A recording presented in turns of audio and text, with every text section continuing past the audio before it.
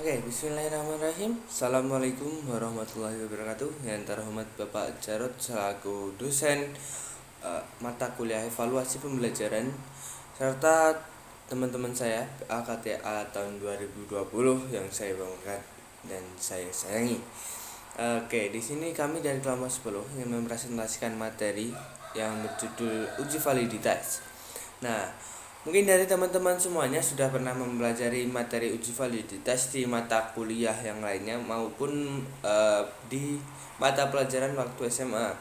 Di sini uji validitas pernah juga dipelajari di mata kuliah statistika, tepatnya statistika lanjutan. Oke, mungkin langsung aja untuk selanjutnya, yaitu ada nama anggota dari kelompok kami terlebih dahulu.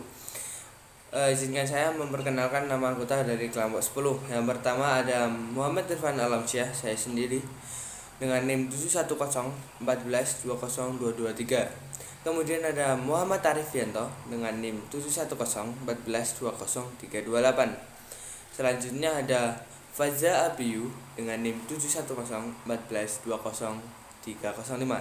Dan yang terakhir ada Renanda Happy Esa Aditya. Oke, lanjut. Kemudian di sini ada tujuan mempelajari uji validitas itu sendiri. Yang pertama itu, apa sih tujuan dari mempelajari uji validitas itu? Nah, di sini ada beberapa tujuan dari mempelajari uji validitas. Yang pertama adalah untuk mengetahui pengertian dari uji validitas. Nah, di situ nanti apa sih pengertian dari uji validitas? Di sini akan kami jelaskan mengenai pengertian dari uji validitas itu sendiri. Yang selanjutnya ada untuk mengetahui pentingnya uji validitas. Nah, di situ itu apa sih pentingnya kita mempelajari uji validitas? Apa sih gunanya uji validitas itu? Nah, di situ kami nanti akan mempelajari mengenai pentingnya uji validitas. Selanjutnya ada untuk mengetahui cara menghitung dengan secara manual. Nah, di situ kan di uji validitas nanti ada beberapa rumus. Ada rumus nanti dapat kita hitung secara manual, sama yang terakhir itu menggunakan cara komputer. Gimana sih kita menggunakan secara manual, gimana sih kita menggunakan secara komputer. Nah, di situ kami nanti dari kelompok 10 akan menjelaskan bagaimana cara menghitung uji validitas itu sendiri. Baiklah, pada kesempatan kali ini saya akan menjelaskan pengertian validitas. Validitas berasal dari kata validity yang mempunyai arti sejauh mana ketetapan dan kecermatan suatu instrumen pengukur dalam melakukan fungsi ukurnya. Suatu tes memiliki validitas yang tinggi apabila alat tersebut menjalankan fungsi ukur secara tepat atau memberikan hasil ukur yang sesuai dengan maksud dilakukannya pengukuran tersebut. Artinya, hasil ukur dari pengukuran tersebut merupakan besaran yang mencerminkan secara tepat fakta atau keadaan yang sesungguhnya dari apa yang diukur. Dari pengertian di atas, kita dapat menyimpulkan bahwa validitas merupakan suatu yang mengindikasikan suatu instrumen atau bentuk pengukuran benar-benar adanya atau valid yang merujuk pada terjalankannya fungsi ukur atau pengukuran telah berjalan baik atau normal sesuai apa yang diharapkan. Validitas tes dapat diuji dengan menggunakan kriteria luar yang kemudian disebut validitas eksternal. Dapat juga dengan menggunakan kriteria total, nilai yang kemudian disebut validitas pemahaman. Validitas dapat diuji atau dieksekusi dapat menggunakan kriteria luar dan juga bisa menggunakan kriteria keseluruhan nilai yang telah didapati. Sisi lain dari pengertian validitas adalah aspek kecermatan pengukuran. Suatu alat ukur yang valid tidak hanya mampu menghasilkan data yang tepat, juga harus memberikan gambaran yang cermat mengenai data tersebut. Jadi, validitas lebih menekankan pada alat pengukur dan atau pengamatan. Lalu selanjutnya adalah tujuan. Tujuan uji validitas. Tujuan uji validitas sendiri digunakan untuk mengukur sah atau valid tidaknya suatu kuesioner. Suatu kuesioner dikatakan valid jika pertanyaan pada kuesioner mampu untuk mengungkapkan sesuatu yang akan diukur oleh kuesioner tersebut. Selanjutnya adalah jenis-jenis uji validitas, yaitu ada uji validitas internal dan uji validitas eksternal. Yang pertama adalah uji validitas internal. Validitas internal merupakan sebuah bentuk kesesuaian instrumen. Hal tersebut berasal dari perkembangan konstruksi yang tersusun dari bentuk hingga tata bahasa penggunaannya. Validitas jenis internal terdiri dari dua macam, yaitu validitas konstruk dan isi. Penjelasannya adalah sebagai berikut. Konstruk.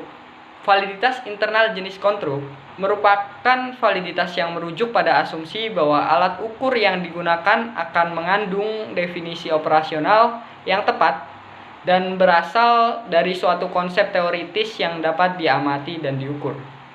Lalu selanjutnya adalah uji validitas internal isi. Validitas isi merupakan suatu instrumen yang memiliki keseimbangan atau kesesuaian isi dalam proses pengukuran suatu objek yang diukur.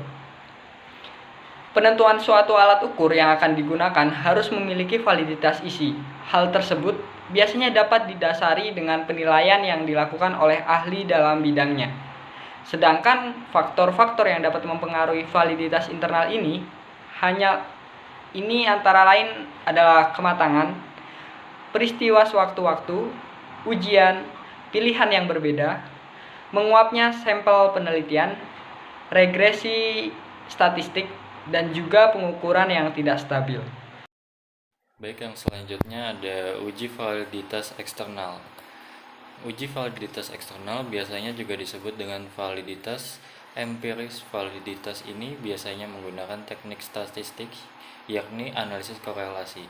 Hal tersebut disebabkan validitas jenis ini bertujuan untuk mencari hubungan antara pion atau skor tes dengan suatu kriteria tertentu.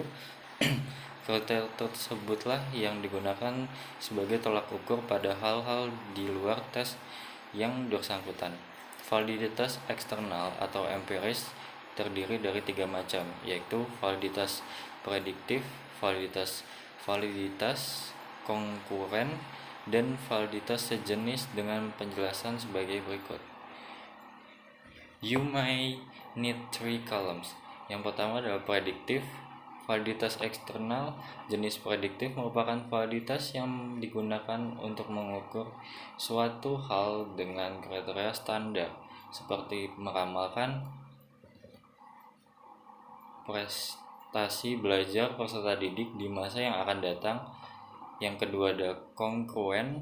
Validitas kongruen merupakan salah satu jenis empiris yang digunakan untuk mengukur hal-hal dengan kriteria standar yang berlainan. Yang ketiga adalah sejenis. Validitas sejenis merupakan validitas yang digunakan untuk mengukur hal-hal dengan kriteria standar yang sejenis. Lalu yang selanjutnya, menghitung rumus validitas menggunakan rumus. Data yang diperlukan dalam rumus adalah RXY